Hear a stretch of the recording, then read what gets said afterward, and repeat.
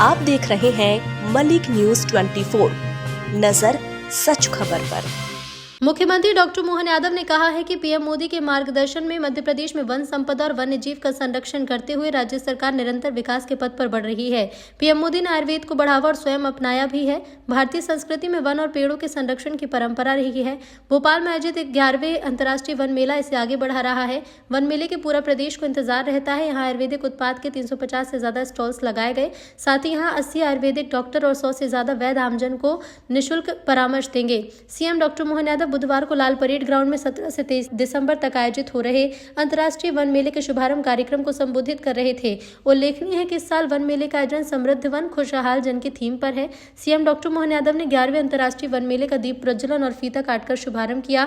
उन्होंने भगवान धन्वंतरी की पूजा अर्चना की और विंध्या हर्बल सहित विभिन्न स्टॉल का अवलोकन कर औषधि एवं हर्बल उत्पाद की जानकारी प्राप्त की। कार्यक्रम में सीएम को रुद्राक्ष का पौधा भेंट किया गया। प्रोत्साहित करने वाले गीत लघु वनोपज हमारी शान का विमोचन सीएम ने किया। साथ ही उन्होंने विंध्या हर्बल के नए लोगों और विभिन्न उत्पाद से सुसज्जित वेलनेस किट का औपचारिक विमोचन किया। सीएम डॉक्टर मोहन यादव ने कहा कि आज लघु वनोपज के अनेक उत्पाद बाजार में हैं। जब एलोपैथिक दवाएं आराम न दे तो लोग आयुर्वेद की शरण में जाते हैं। हमारे घर घर में आयुर्वेदिक नुस्खों का भंडार है। वर्तमान परिदृश्य में मेडिकल साइंस तो प्रशंसनीय है, लेकिन आयुर्वेदिक उत्पाद का भी अपना अलग महत्व है।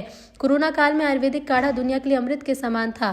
मुख्यमंत्री डॉक्टर मोहन यादव ने कहा कि राज्य सरकार प्राथमिक वनोपज सहकारी समिति, जिला यूनियन और अनुसूचित जाति जनजाति पिछड़ा वर्ग को आर्थिक रूप से सशक्त बना रही है। तेंदुपत्ता समेत अन्य वनोपज का संग्रहण करने वालों को इन पर बोनस देकर आर्थिक रूप से सशक्त करने की दिशा में कदम बढ़ाए। प्रदेश सरकार ने ट्राइफेड के माध्यम से 32 लघु वनोपज के न्यूनतम समर्थन मूल्य पर 25% की वृद्धि की जा रही है। साल 2026 में रानी दुर्गावती के नाम पर बनने जा रहे नौरादेही अभ्यारण्य में चीतों को बसाया जाएगा।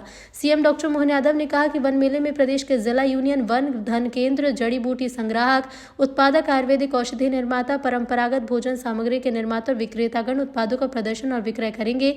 मेले में 10 शासकीय स्टॉल, 24 अन्य राज्य के स्टॉल, 16 प्रदर्शनी stall, 136 private stall, 26 food stall आदि का देखा जाएगा। ये 7 दिवसीय अंतर्राष्ट्रीय वन मेले का शुभारंभ आज लाल परेड ग्राउंड भोपाल में किया गया।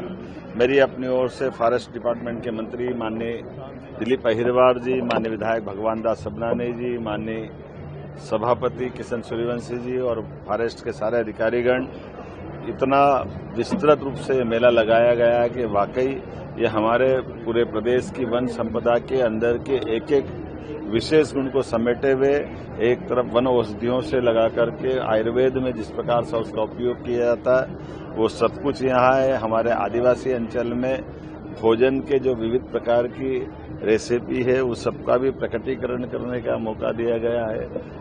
भविष्य की दृष्टि से हमारे वन्य संपदा के आधार पर आर्थिक रूप से समृद्ध कैसे बनाएं, उनकी अलग अलग उत्पादों के आधार पर ग्रामीण जीवन में भी कैसे लाभ उठाएं और आज के संसाधनों के बलबूते पर वन औषधियों से और बेहतर क्या बनाया जा सकता है। ऐसे बहुत सारे प्रकार से बहुत सारी चीज़ों के साथ ये वन मेले में प्रदर्शनी भी है, स्टॉल भी है, बिक्री के अलग अलग प्रकार के उत्पाद भी है।